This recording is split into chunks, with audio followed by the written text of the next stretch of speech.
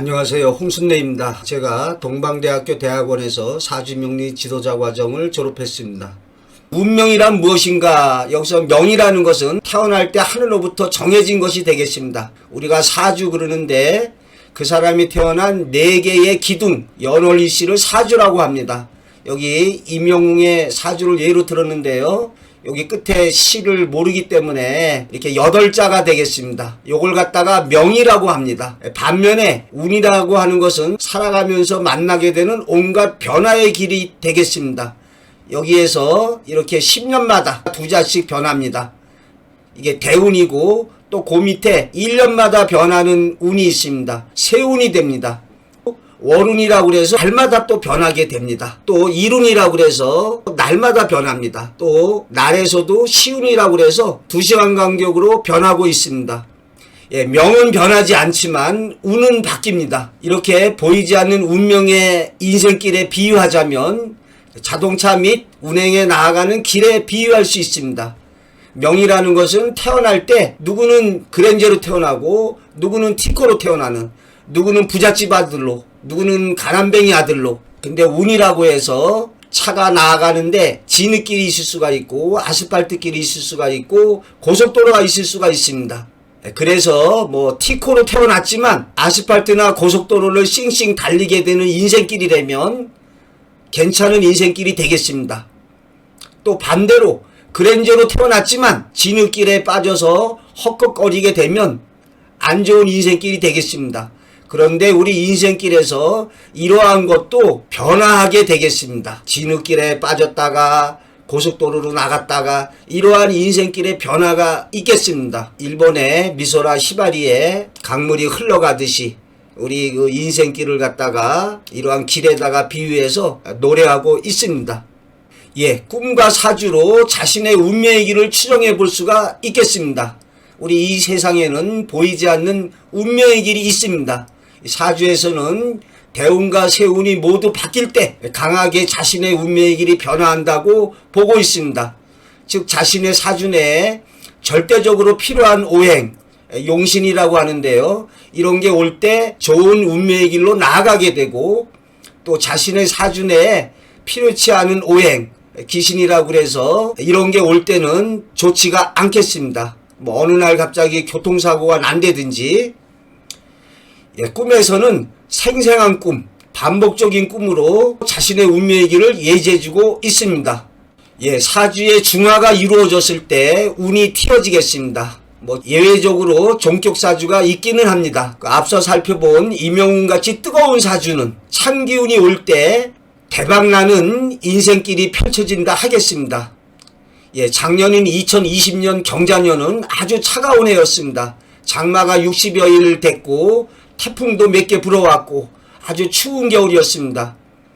올해 2021년 신축년도 마찬가지 좀 차가운 해가 되겠습니다. 그래서 임영웅같이 뜨거운 사주는 사주의 중화를 이뤘기에 아주 대박나는 그러한 인생길이 펼쳐졌습니다. 특히 사주에서 목화토금수의 개수를 따지는 억부용신보다 어느 달에 태어났느냐 이러한 조우용신이 중요하다 하겠습니다. 그래서 한여름이나 한겨울에 태어난 사주는 필수적으로 조우의 중화가 중요하다 하겠습니다. 장명할 때 이러한 부족한 기운을 자원오행의 한자 이름으로 보완해주고 있습니다. 사주 내에 수기운이 부족한 사람은 이름자에 삼수변이 들어간 한자를 넣어주면 좋겠습니다. 언제 대운의 변화가 오는가, 사주를 보면 대운이 언제 오는지 대략적으로 알 수가 있겠습니다. 꿈으로는 어떠한 생생한 꿈을 꿈으로 인해서 자신의 운명의 길을 예지하게 되겠습니다. 여기 이렇게 변하고 있습니다. 이렇게 변하는 것을 갖다가 보여주고 있습니다. 봄, 여름, 가을, 겨울도 변하고 하루에 낮과 밤도 이렇게 변해갑니다. 2020년 3월 13일 코로나19로 인해서 주식 대폭락이 있었습니다. 주식을 산다면은 어느 시점에 사는 것이 가장 좋을까요? 바로 요 지점이 되겠습니다. 여기에서 주식을 산 사람은 올라가는 것만 있지 더 떨어지는 건 없습니다. 자, 이러한 대운의 변화로 우리 인생길을 살펴보면 자신이 어떠한 나락으로 떨어져서 자살하고 싶은 충동을 느낄 때, 그때가 바로 요 지점이 되겠습니다. 따라서 이 지점을 슬기롭게 극복하면은 그 사람에게 남은 인생길은 오로지 올라가는 이러한 밝음의 세상만이 남아있는 게 되겠습니다. 예, 시련 뒤에 새로운 길로 나아가게 되겠습니다. 시련이 다가온다, 고비가 찾아오게 된다, 이렇게 되면 극복하면 새로운 세상이 열리게 되겠습니다. 예를 들어보면 이정재는 총살 직전에 탈출하게 됩니다. 그 후에 주먹으로 이름을 날리게 됩니다.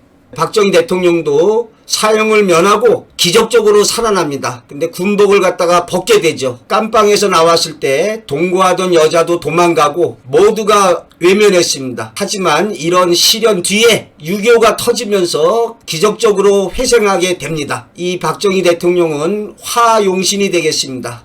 즉 불이 와야, 화의 기운이 와야 자신의 인생길이 펼쳐지는, 전쟁도 바로 불, 화가 되겠습니다. 김대중 대통령도 한때 사형 언도를 받고 감옥 생활을 했습니다. 그 시련을 극복하고 대통령이 되었습니다. 예, 잘 아는 징기스칸 티무치는 9살 때 아버지가 죽어서 시족에게 버림받고 잡혀서 포로가 되기도 하고 아내가 납치되기도 하고 이러한 시련을 겪었습니다. 모든 역사적인 인물이 이러한 시련을 극복하고 새로운 인생길로 나아가고 있습니다. 바로 위기가 기회가 되겠습니다. 예, 역설적으로 주식이 폭락했을 때 바로 주식을 매수해야 되는 시점이 되겠습니다. 예, 위기의 순간에 새로운 길이 열리겠습니다.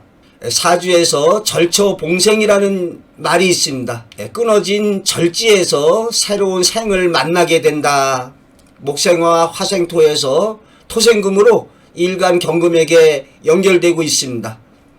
이렇게 막다른 곳에서 새로운 희망이 솟아나고 있는 바 우리 인생길도 이러한 위기 뒤에 기회가 온다 하겠습니다. 산모가 진통 없이 아기를 출산할 수가 없습니다. 만약에 지금 현재 자살을 생각할 정도로 죽도록 어렵다면 마지막 고비로 여겨야겠습니다. 예, 제가 평범한 고등학교 국어교사에서 새로운 인생길로 나아가게 된 결정적인 사건이 있었습니다. 예, 학교 내에서 잘못된 행동을 하는 못된 선생님하고 언쟁이 있었는데, 그런데 그 당시에 저를 더 붕괴하게 했던 것은 그것을 본 주변의 선생들이 누가 잘하고 누가 잘못됐는지를 빤히 알면서도 나는 못 봤다, 나는 그 자리에 없었다, 이러한 비겁한 행동을 취한 것입니다. 그 당시 저도 자살을 생각할 만큼 인생의 나락에 빠진 적이 있었습니다. 하지만 강인한 의지로 새롭게 인생길을 걸어 나왔습니다. 이렇게 새로운 인생길이 펼쳐질 때 꿈으로 예지가 됩니다. 크게 6가지를 들 수 있습니다. 제 자신의 경우에는 총 맞고 죽는 꿈을 꿨습니다. 제가 유튜브 활동을 하고 있습니다. 꿈의 몽, 장명, 사주, 선인들의 교훈적이면서 재미있는 이야기에 관해서 동영상을 올리고 있습니다. 많은 구독 신청 및 성원을 부탁드립니다.